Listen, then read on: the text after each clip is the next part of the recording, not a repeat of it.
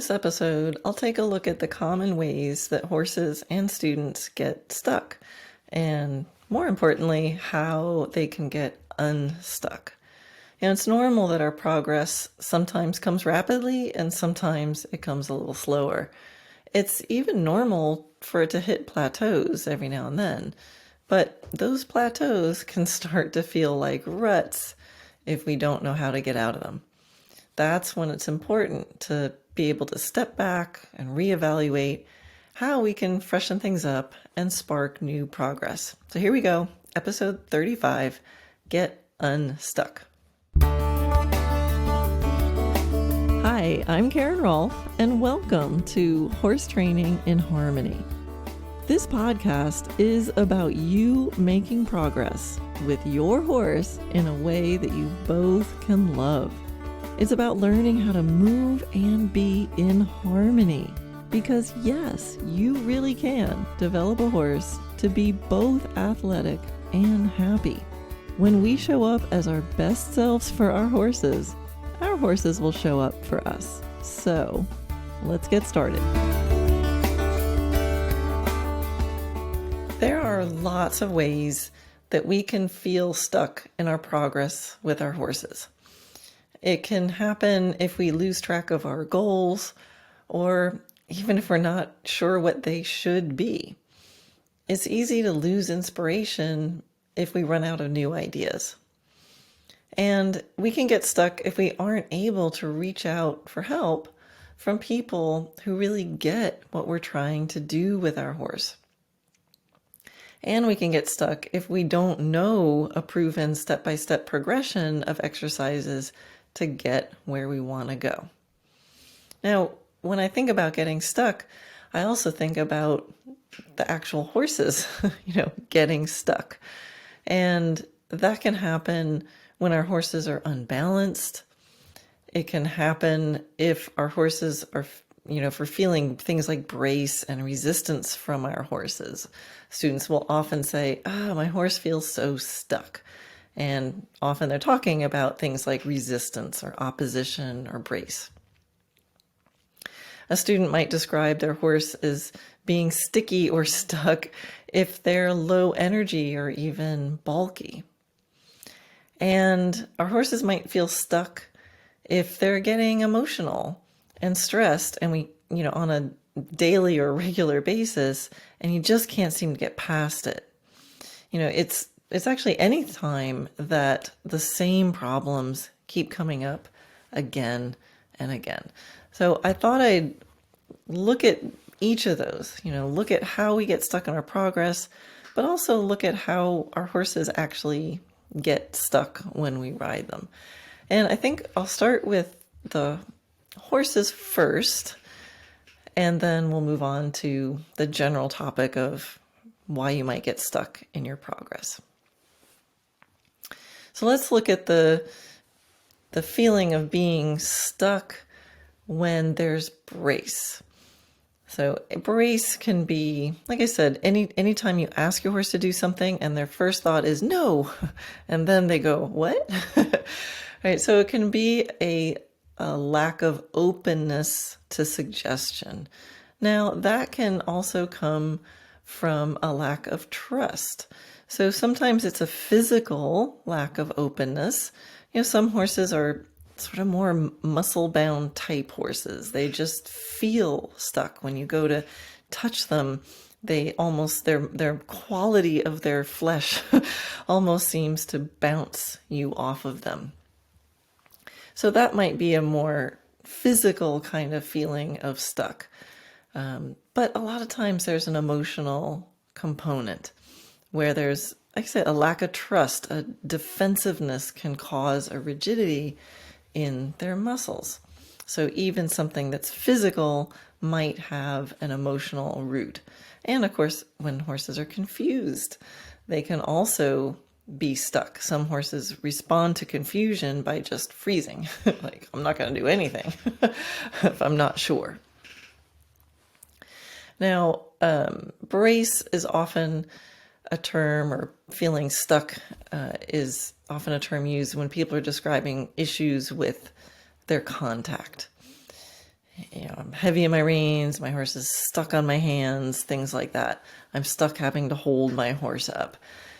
And that also can be from a lack of trust or a general lack of openness to suggestion. But with contact issues, the other thing to remember is that contact issues are usually not contact issues. Things like imbalance in the body is usually the main cause of contact issues. So again, trust, communication, alignment and balance, rider balance, that's a big cause of brace. You can get into this cycle of we're not sure who got off balance first, but one of you got off balance. And now if there's contact, you're supporting each other in your imbalances. And one of you has to make the change first. And guess what? It's your responsibility as the rider. And if you think about this analogy of being being supporting each other in the brace, it's like, what do I mean by that? Well, imagine you're standing, with somebody, and if you're each in self-carriage, you could hold each other's hands. Like picture you're holding, each other's hands in your hands, both hands, in front of you. And if you're both in balance, that can be really pleasant if it's somebody that you like and you're just looking into each other's eyes and holding hands with them. And you're both balanced. Now, if you imagine one of you gets off balance, so picture one of you starts to lean back and the other one is now holding on. Now, can you imagine if you're now counterbalancing? So you're both standing, you haven't fallen over yet, but because you're holding on to each other. So in that moment, the sensation almost is, wow, I hope that person doesn't let go because I'm going to fall on my butt if they do. So you become stuck in this brace because you're now counterbalancing each other. And the only way to counteract that is for one of you to make sure you come into your own balance in a way that gives the other one a chance to come into their balance. So now you're not leaning on each other. And there's a real art to that. So anyway, that's how brace can beget brace. And the solution, for that is to build the trust, the self-carriage, and the openness to mental, emotional, and physical suggestions. You need to build trust, self-carriage, and openness to mental, emotional, and physical suggestions.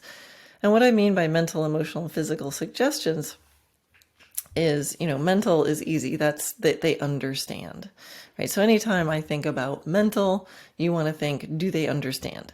That's how you solve mental issues. And so when you ask something of your horse, you make sure that they can be open to it if they already understand it. So have you taught it? Openness to emotional suggestions is kind of your relationship bank account.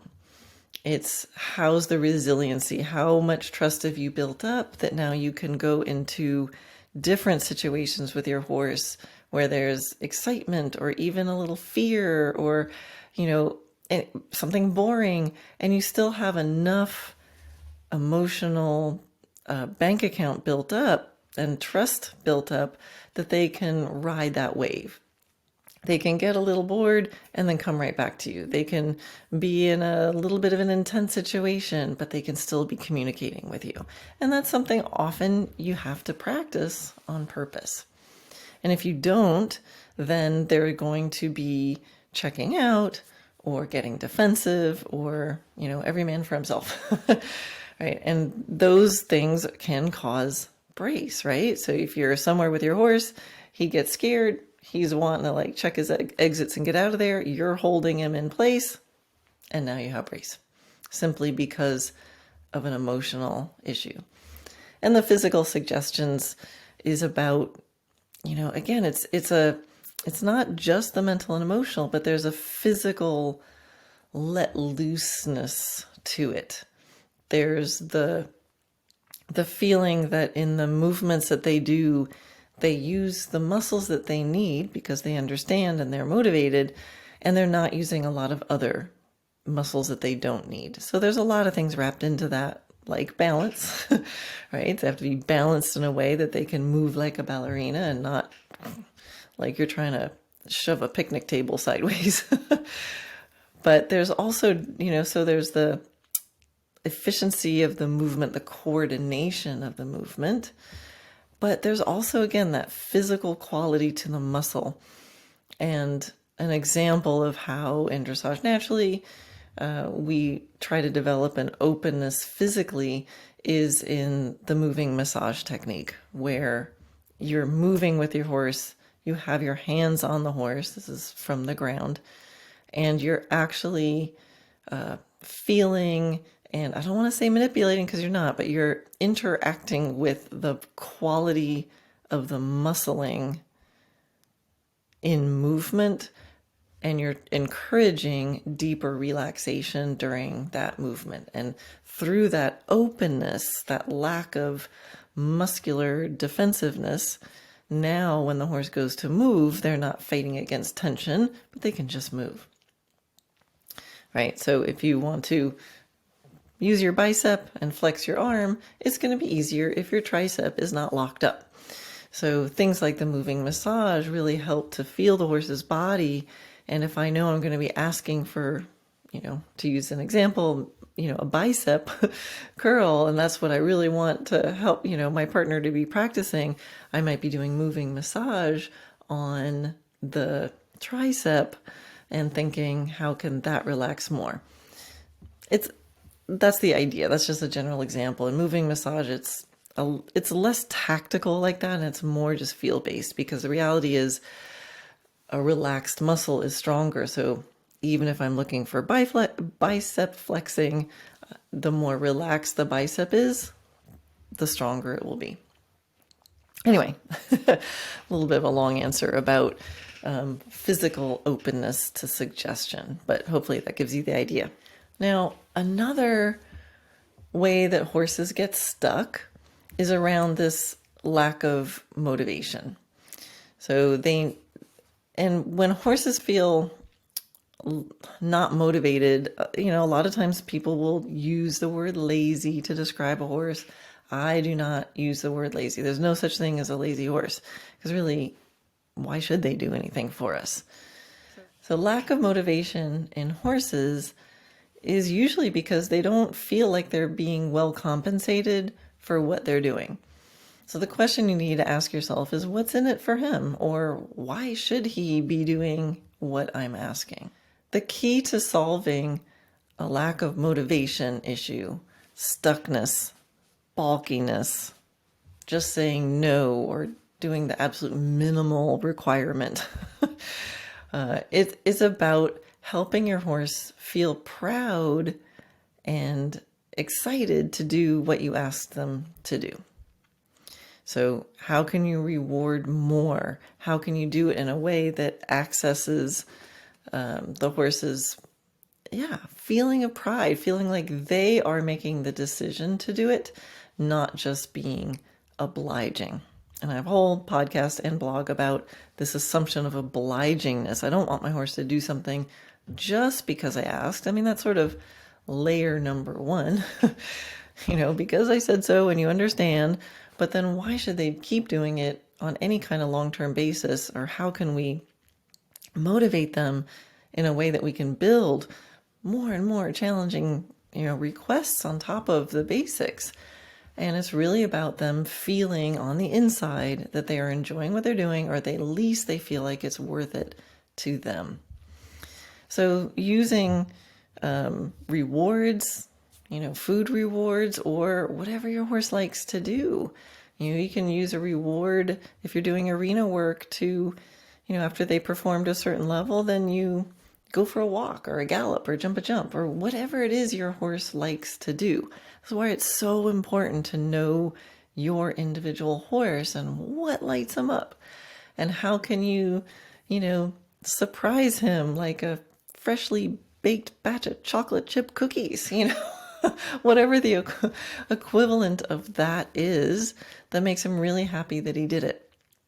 And when you can use motivation really artfully, really well, the horse ends up feeling like they're doing stuff to get the reward out of you. And we've probably all met horses who've learned how to do that. They're the ones who are kind of annoying you and pushing you around and doing this, quote unquote, annoying trick over and over again because it got them something, right? So if you have a horse who's annoying you for cookies or doing any kind of behavior because, once they got something out of it that they liked, look at that. They're giving you clues as to how to train them. Now, sometimes that behavior is a trick that you taught them, and you taught it to them once, and you really thought it was cute, so you gave them lots of cookies, and now they do it all the time, and it's cute. Sometimes it can be, your horse pushed you, and you gave him a cookie, and then oops, and now you taught him that, now he just pushes you. So it's kind of an annoying habit, but still they're really good at it. They're really persistent at it. They do it all the time. Right? So it's still, you can still learn from it. And sometimes horses learn things that we really don't want at all. Some horse gets scared, rears up, turns in the air. So when they land, you're looking at their butt and they go, I can just leave. So maybe it happens once out of fear or something. And then some horses go, hey, that's a pretty good move. And then they do it all the time. And it gets them something. That's not ideal. It gets them away from us, and we don't want them to be away from us. But it's just an example of a horse putting in a big effort to do something because it gets him something that he wants. So if we can look at those examples and think, wow, that really worked. How can I use that to help teach my horse things like more collection or make him really happy that he kicked into a different gear during those extensions or something like that, whatever it is. And that's why I like to teach my students silly horse tricks, is what I call them, because those sorts of tricks are often easier to teach. They're so clear, they're physically easy. And one of the main reasons for them is to teach students a little better timing about rewarding, to really have it so they and their horses can enjoy very clear, simple results like touch this thing with your nose or put your foot on that thing. Everybody knows when you got it right, including your horse, which is the most important thing. And there's usually food rewards involved. And what students start to really notice is the look on their horse's face, that they just light up. They love these tricks. But then when they go and do dressage, it's like a completely different attitude, a completely different vibe. They go from, hey, how can I teach my horse to do this cute thing and have him really happy, and look how much he's offering it, almost to the point of annoyance, which could be a lovely problem. And then they go in the arena, and now it's like, no, my horse must work for me because he's my business partner. What happened? One of my horses, Solana, really is a great example of this. She was a horse, she is still alive, but she used to be, as a young horse, just right off the bat, very physically not open to suggestion. The kind of horse where when you're riding along and then you put your leg on and they hit the brakes. One of those ones that just feels like they have a natural block against you. They kind of bounce you off of their flesh. And not really supple and a little bit strong-willed. However, really enjoyed tricks. So here was this horse that I felt like, oh gosh, I'm really behind the leg, haven't always motivated her to go forward, but doing silly tricks. She was super enthusiastic, like almost exuberantly enthusiastic. And so in her training, I did lots of tricks, and then we kind of, work with this finding the sweet spot protocol to try to get her open enough to suggestion to realize that I was trying to help her find a place that was more balanced and free to move. That took a little bit of convincing. We finally made a breakthrough there, and we got pretty nice working gaits. But then we sort of hit a little bit of a plateau, or I'd say the progress was not as fast as other horses that I had. And I really was not sure if she was going to be an actual dressage horse, because she just was not that open to suggestion as far as how she should move her body. However, there was a real breakthrough moment in the collectability exercise when we started getting to like third level. She started to go, oh, these are like movements, like tricks. So, I started treating things like a shoulder in or a half pass or a schooling pirouette or half steps as actual tricks, the same thing as touch this thing with your nose or put this thing in your bucket. And I, do nothing, and then ready, get set, half pass, yay, cookies, reward. And she really started to think of it that way. So now she's a total rock star. We go through a little warm-up process, and then a few minutes into the ride, we start doing movements. She starts to turn it on, and she's starting to get exuberantly enthusiastic about dressage now that the movements are actually harder. It was harder to get her just to pick up the canter than it is now to do a canter pirouette. So that's the power of figuring out how to motivate your horse and help them feel proud and well compensated. Now, another cause of getting stuck with your horse is chronic imbalance. Every horse is crooked, and every horse is born on the forehand. So a lot of times we get stuck because there's this core crookedness or imbalance that's not being really addressed at the core.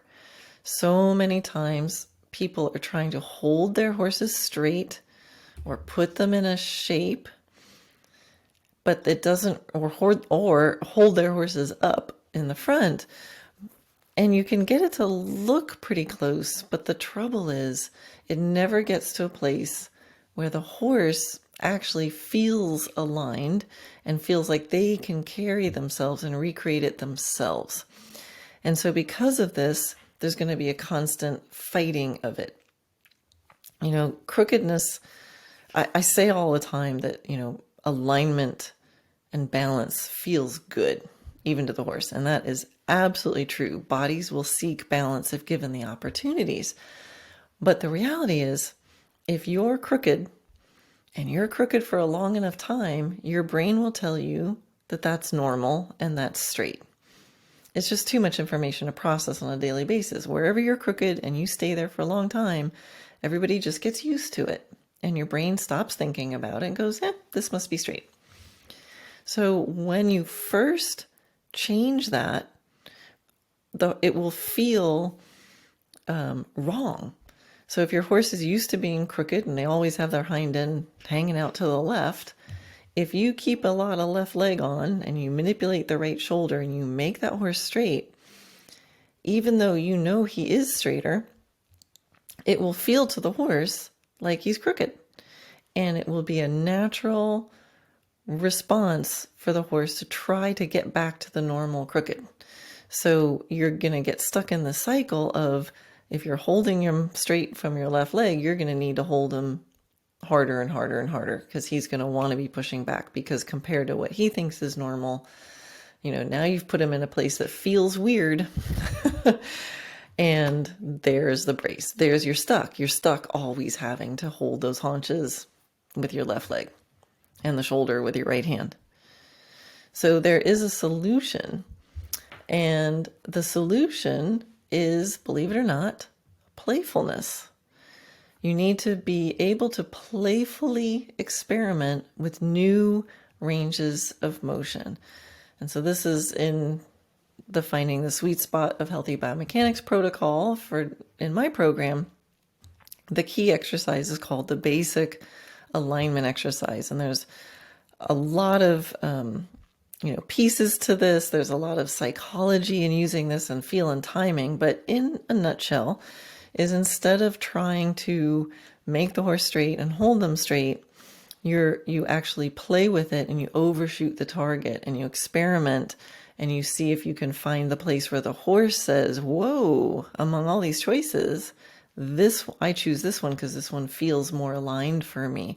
So you need to play with it in a way that changes how the horse feels about how he's moving, not just change how he looks like he's moving. So this is when I tell people this, if your horse is crooked, what's the solution? And I say to playfully experiment. A lot of dressage people will be like, wait, that's not what I was expecting you to say. That feels very different than what my trainer is saying, where it's all just like, keep him straight. He must be perfect. Don't let this fall apart. So, we can go deeper into that. That's all part of this finding the sweet spot of healthy biomechanics protocol. We teach it in module 3 in my sweet spot course. But there's lots of pieces that lead up to that to be able to do it, because you need to have all those possibilities at your fingertips to play with. But that is the basic idea. So again, the common ways horses get stuck: brace, lack of motivation, chronic imbalance. And the solutions are trust, self-carriage, openness to suggestions, make your horse feel well compensated and proud, and playfully experiment with new ranges of motion. Okay, now on to people. Why do students get stuck? Now, you might be thinking I'm going to talk about goal setting and motivation. And that's true. So a lot of times people get stuck because they lack goals or they lack motivation. But I always like to get to the core root issues. So why are they not setting goals? Why are students not even motivated to set goals? Or why are they not motivated to carry out the goals that they set? There's a lot of information out there about goal setting. It's easy to Google, but why don't we do it? And like I said, if we do set goals, then why aren't we actually doing them? If you think about motivation, it's like we're talking about doing stuff with our horses. We don't have to do horses. Like, we have a horse because we love horses. So it's like, why wouldn't we be motivated? But it happens. You're not alone if you feel like you're getting stuck. And I was just saying to someone the other day, it's funny because when we put our horse in a stall, if he has to be on stall rest for some unfortunate reason, the longer they're in the stall, the more they want to get out of that stall and they want to go do something. And I always feel like, the longer I sit on the couch, the more I just want to sit on the couch. So, even though I'm doing this podcast now, it's springtime, right? So a lot of people are like, woohoo, it's springtime. I can't wait to get going. I know that there's a large percentage of students who are like, you've been, because of winter or mud or whatever reason, you haven't been doing as much with your horse. And sometimes it's hard to get going. It's hard to start going again because you've been sitting on the couch, and sitting on the couch just makes you want to keep sitting on the couch. And I don't mean that in a lazy term. I just know that's my sensation. It's like, wow, if I ever have to sit around and do nothing, I just feel like doing more nothing. But getting started on something helps me do more. So let's look at a little deeper into why students actually get stuck and lose that motivation. One of the reasons that I've seen is if students don't have a usable framework or blueprint to follow. And what happens is they end up trying to either try to patch together different bits of information because, they're picking up a little here and a little there. And the trouble is it doesn't actually give you a clear enough path or direction to go, or it leads to a lack of, one consistent voice or set of principles and priorities to connect the dots. And I always like to think about principles and priorities first. This is where I see a real disconnect. So, either students are patching different things together, and maybe those things don't even match the same goals or principles or priorities, or they do have a system that they're following, but they're getting stuck because that one system doesn't match their own personal principles and priorities. And I know I've talked about the principles and priorities of Dressage Naturally in previous podcasts. You can go to my website, dressagenaturally.net, and if you click at the top in the About tab, I describe, the core concepts and things of Dressage Naturally. And one of the things you can click on is principles and priorities, and I lay them all out there. So I'll let you go check that out. I'll put the link to it in my notes, but it's easy to find. dressagenaturally.net/about, and it gives my methodology. So what students like this need is a system for problem solving. A system for problem solving that matches principles and priorities. And in my program, there's a lot of consistency because it's my voice guiding through everything from the most basic horsemanship, relationshipy kind of partnership stuff with your horse, all the way through the sweet spot of healthy biomechanics, and all the way through advancing gymnastics. So there's a consistency in this one voice kind of connecting all those dots together, and how you catch your horse might affect your pee-off, and vice versa. So that's what I mean by, consistency.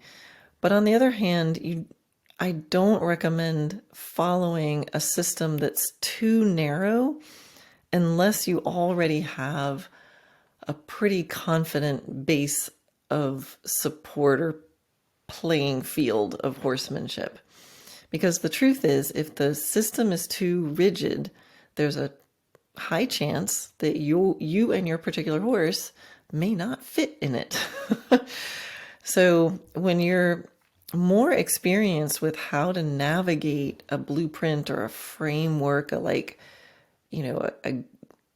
look here kind of method, and here's the things you should be looking for, when you'll be able to move through a system and experience moving through a system and a progression and getting help and learning how to problem solve along the way, then you can more easily follow a very narrow, rigid path, especially in this online world now. I mean, if you have a narrow system that you're following and you have someone there every moment of the day to really watch and mentor you and help you apply it to your specific horse, that's one thing.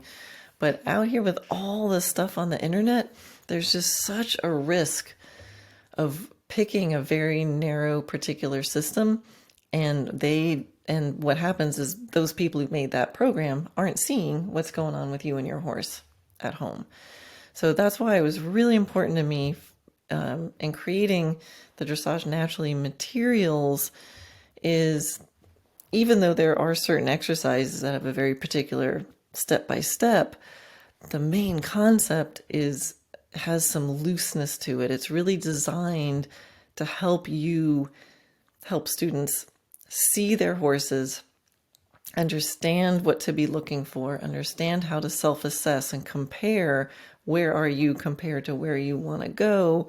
Here's some things you should be looking for, and here's how to adapt it to your particular horse, because you are the one that's out there finding it all by yourself with nobody looking. That's how I teach it.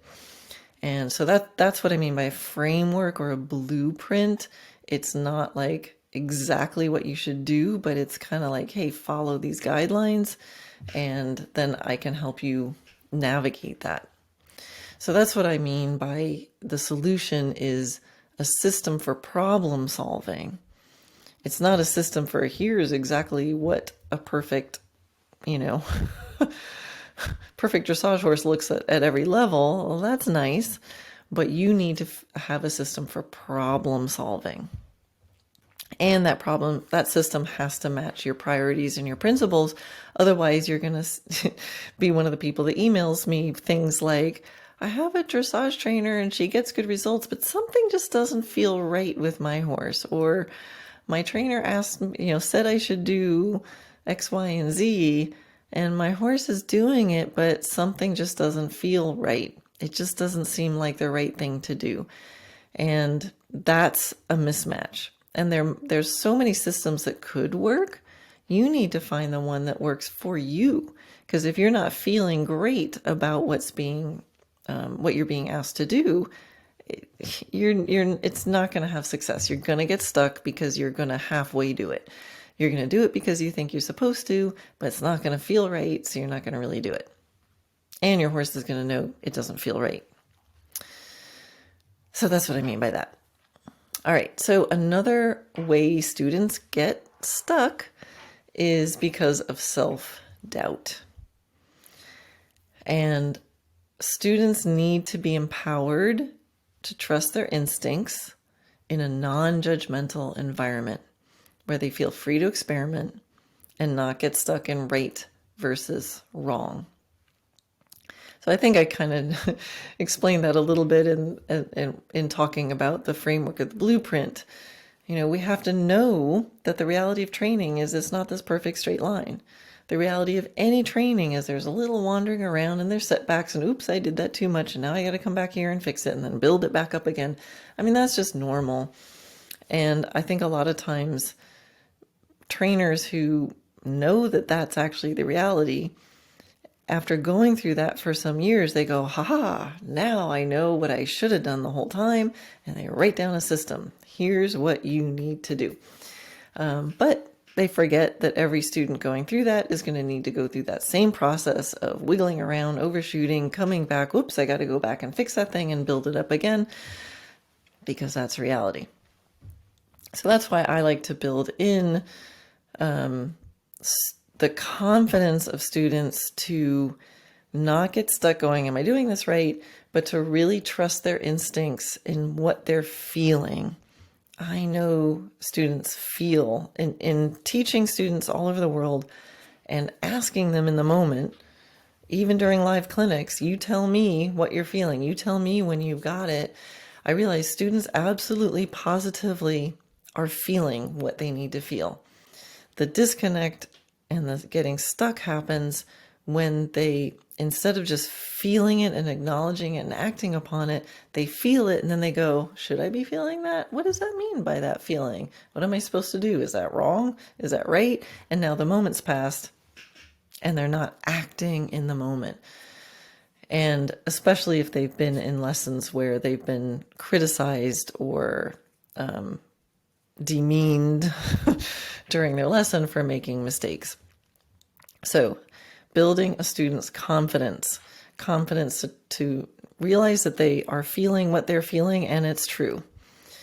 We can talk about how to interpret that feeling, like that takes experience, but they have to be able to feel it, express it, ask a question about it, talk about it, and feel like they're in a non-judgmental environment where they can play. They can try some things that work and try some things that don't work, and not feel, punished or demeaned for doing that. And that's, anybody who knows what I teach, and if you've been listening to this podcast, you know that empowered learning, transformative experience where people learn to independently problem solve is like, that's my thing. That's the fascination. It's easy to put out an exercise and say, here, this is what the exercise is. What's interesting is like, how do you actually get people to really do it and to really know that they did it? So the next place that I see students getting stuck is when they feel alone, when they feel like there's nobody else around them that understands what they're trying to do. Or they have a horse at home and they really are alone. They're riding by themselves and they don't get feedback or support from anybody. And so it's really important, no matter who you are and where you are, that you figure out a way to find real people to talk to who share your common goals and common strategies. And that's where those shared principles and priorities can come into play. And I really do suggest you going to my website and checking those out, because sometimes you might go, how do I come up with principles and priorities? And just use, look at what I have just to get an idea. And then you can create your own if those don't align with you. And this is why in the Dressage Naturally world, it's so important that I have touch points for students. We've got Facebook groups for the video classroom. We've got Facebook groups for the step-by-step courses. We've got live calls every week for some of the step-by-step courses. Other ones have them twice a month. Other ones have them 4 times a year. And we just always make sure that we have touch points, that there's always someone to reach out to that gets what you're trying to do. There's, again, more and more as things go digital, there's so many people who've gone digital this year because of the pandemic. And there's so much more to creating an online virtual learning experience than just like throwing stuff up there. You've got to give people a way to reach out, a way to ask a question, a way to celebrate a win and have people go, yeah, I see you.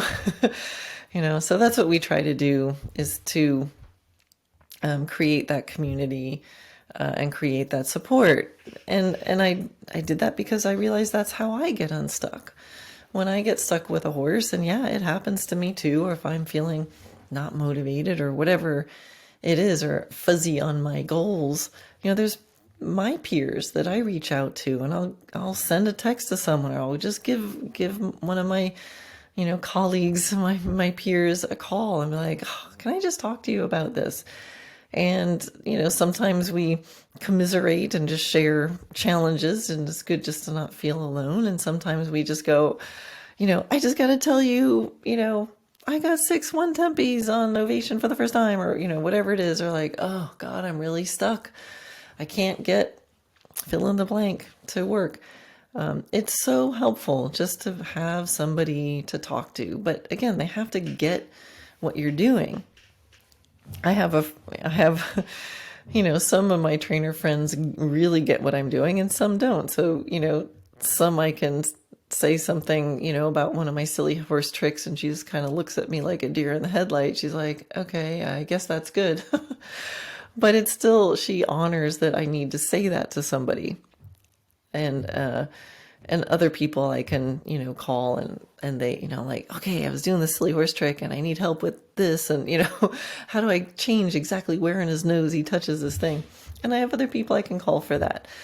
So we try to, in Dressage Naturally, we get that. We have a range from silly horse tricks to, how your horse stands while you, tack and groom him, all the way up to, counter changes a hand at the half pass. My community can help. We get the whole thing. We understand that it's like, you want partnership, you want to take that partnership with you, and you want to do stuff with it. You want to go out and perform, or at least have some sort of result and progression. And in my community, it's everything. We have people who just want to have like a happier trail ride, all the way up to competing. So that's that. And once you solve these, once you solve those issues for getting stuck, then goal setting can work. And it'll work now because it's more possible. If you set a goal, but then you're not empowered, you feel alone, and all those other things, you're gonna have a goal written on the wall, but you're not gonna go anywhere with it. And for those of you who might be having trouble picking a goal or taking a next step, I thought I'd just guide you through some questions. And if you have a pen and paper, you can write this down as we go. If you're driving or something, just listen. And you can go re-listen when you have a pen and paper. But I just guided somebody through this on a live call today, so I thought I'd share this. So it was the person I was talking to was coming out of a winter and it's muddy, and she's like, oh, I just can't. I know I want to do stuff with my horses, but I just can't seem to get myself out the door. And I walked her through this process. All right, so I want you to pick something that you know that you really want to do or to be able to do, and let's say within the next 6 months. So think for a second about something that you want to be able to do in the next 6 months. And, pick a realistic dream goal. So something that you know that you're not going to immediately be like, yeah, that'll never happen, right? So pick something that you're going to feel really great about, but don't make it so crazy that you're not even going to believe it's possible. A realistic dream is what I like to say. And now sometimes, if you're really stuck in a rut, it might even be hard to pick a goal. It's like you can't even get the motivation, like, oh, I don't even know what I should pick. So if that's you, that's okay. It's normal. Pick something that you will regret if you don't do. And this is where, go to the dark side a little bit. If you have a sound and healthy horse right now, and you're having trouble picking your goals, I want you to imagine that 7 months from now, he has a big injury.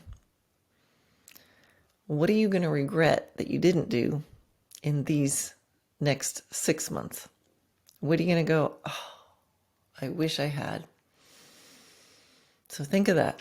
So if it's hard to pick what you want to do, pick what you're going to regret if you don't do it. It's the same answer. It's just a different way of thinking about it.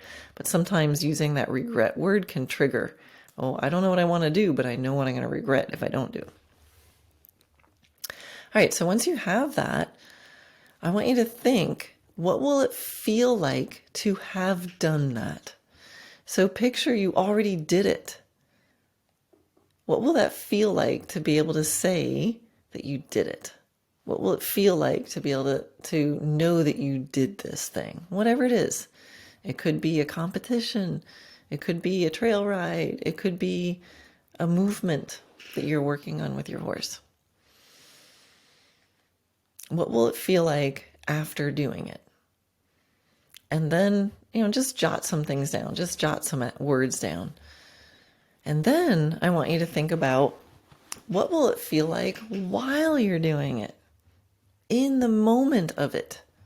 What will it feel like in that moment while you're doing the thing that you want to do? And now, think about 3 possible, real, tangible, measurable, meaning for sure you will have accomplished it, ways to achieve that goal. And so what I mean by that, if it's a competition, if you're like, I want to do a competition at second level, then I want you to get real and tangible and go, okay, which one? Like, get out the calendar of events. Which competition are you going to do? What's the name of it? When is it? All right. And, for the person I was talking to today, she wanted to get out and just start doing some more trail riding. She has great trails in her area. And I said, okay, pick 3 trails that you want to do. And she could pick them. She's like, oh, I know these 3. They're great. They're beautiful. Oh my God, it's going to be so great to be out there. My horses love it. So get real. Make it tangible. And so, whatever your goal is, find a really, get more specific. Make it more real. Like, I don't want to don't make sure it's not like, I just want to get better. Like, how exactly are you going to know that you got better? And then if you've picked 3 examples of that, and I love the number 3. So pick 3. So pick 3 competitions that you could choose from. Pick 3 examples of how you're going to know you met your goal. And then of those 3, see if it makes sense that one is a little more realistic to do first. And so, for example, if you have 3 names of 3 different competitions, which one would be more realistic to do first? Are you going to do, the big expensive one that's far away and costs a lot of money? Or is there one just around the corner that might be really easy to go to and a little less pressure? Is something like that.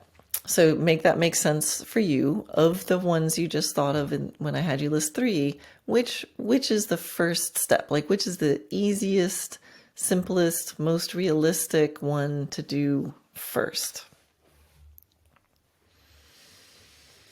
And then the next step is to put it on the calendar. And for a competition, the dates are picked. So put it on the calendar. If it doesn't have a built-in deadline, like it's a particular trail ride, put it on the calendar, name the name of the trail and exactly what day you're going and at what time. Is it an all day, or is it the first half of the day, second half of the day?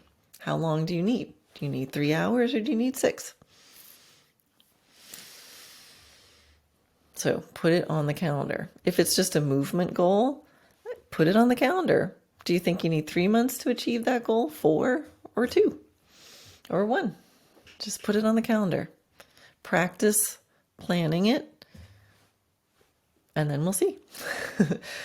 But you've got to get on the calendar because deadlines work. And then you can reverse engineer, right? So now you have it on the calendar. Now you can make your plan. You can reverse engineer and go, okay, well, it's on the calendar then.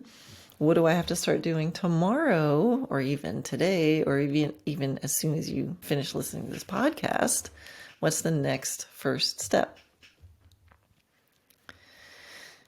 And there's one more piece, and that's accountability. So after you have it on the calendar, tell someone. Is there someone that can go with you? Do it with you. Is there someone you can just go, hey, I just want to tell you, I just put on my calendar that by this date, I want to be doing X, Y, and Z, and maybe they can join you. Maybe, you can check in with them. Maybe they'll check in with you.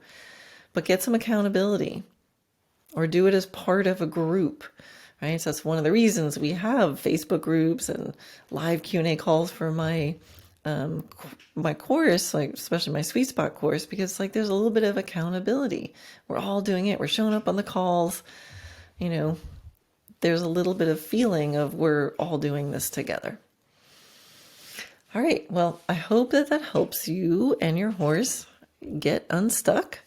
And as always, if anybody needs a little more help or needs a framework to follow and want to be empowered in a very fun and non-judgmental environment, you know where to find me, dressagenaturally.net. We have lots of programs. And if you're listening to this in either March or September, that's when the Finding the Sweet Spot of Healthy Biomechanics course is open.